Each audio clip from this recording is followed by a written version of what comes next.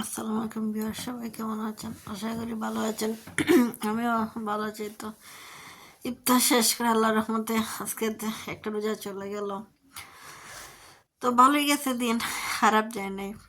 বলছিলাম কষ্ট হবে, না তেমন কষ্ট হয় নাই। তারপর আলহামদুলিল্লাহ আল্লাহ যে রোজারে হাত দান করছেন। তো মেয়ের স্কুল খোলা, তো স্কুল পাঠিয়ে রুমগুলো গুছিয়ে নিলাম। শেয়ার হলাম না রুমগুলো গুছানো, এক এক করে একটু একটু করে রুমগুলো গুছিয়ে নিলাম আর একটু একটু আপনাদের সাথে শেয়ার করলাম। আসলে তেমন কিছু আজকে ভিডিওতে দেখানো কিছু নেই, তো যা ভিডিও করছি তাই আজকে একটু একটু শেয়ার করলাম আর কি। আচ্ছা, তেমন কোনো কাজ করছি না। আচ্ছা, একটু কোরআন তেলাওয়াত নামাজ নিয়ে ব্যস্ত ছিলাম।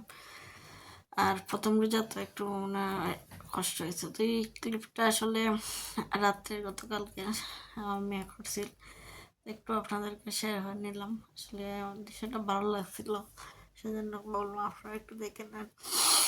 আর আপনাদের রোজাটা কেমন হাঁটলে সবাই জানাবেন ভিউয়ার্সরা। আশা করি সবারই ভালো হাঁটছে। এখন আবার ইফতার করে শুয়ে রয়েছি, তো একটু পর আবার নামাজ, আবার সেহরি। এই তো রোজা মাস দেখতে দেখতে চলে যাবে আশা করি। তো দোয়া করবেন সবাই যাতে ভালোভাবে রোজাটা রাখতে পারি, তেমন অসুস্থ না হই। আল্লাহর রহমতে তো ভালোই আছে এখন পর্যন্ত, কোনো অসুস্থতা হয় নাই। তো আমার শরীরটা তেমন একটা ভালো না, তারপরেও অনেক কষ্ট করে রোজা রাখতে হয়, তো রাখলাম। আল্লাহর রহমতে তেমন কিছু হয় নাই। তো ইফতার করে ভাবছিলাম মনে হয় শরীর একবার অবস্থা খারাপ হয়ে যাবেন না, আসলে অনেক স্ট্রংই আছি, ভালোই আছি আল্লাহর রহমতে। যে ভাবছি আসলে জীবনের অনেক বছর পার হয়ে আসলাম, এই পর্যন্ত এসে এখন অনেক ক্লান্ত যেমন লাগে।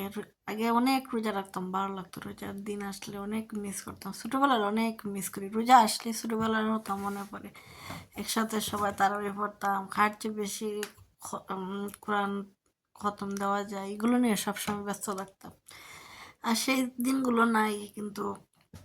ওই যে আমার ছোট্ট সোনামণিটা আছে না, ওরা নিয়ে আমার দিন, ওর ব্যস্ততা নিয়ে আমার জীবন। মনেটা আমার পিছে পিছে সারাদিনই থাকে। ওই যে সময় স্কুলে থাকে তখন মনে হয় যে আমার একটা নিঃসঙ্গ ফিল করি। আর ওই যে সময় বাসায় আসে তখন খুব ভালো লাগে। তো বিয়ার্স, ভালো থাকবেন। আসসালামু আলাইকুম।